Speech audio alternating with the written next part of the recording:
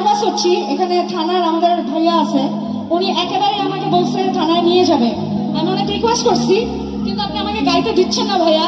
আমি টেনশনে নিজের গানগুলো শেষ করতে পারতেছি না। করতে পারি একটু? আচ্ছা,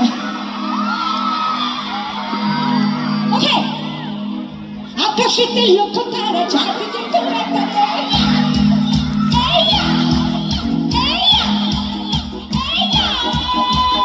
আকাশেতে লক্ষ্য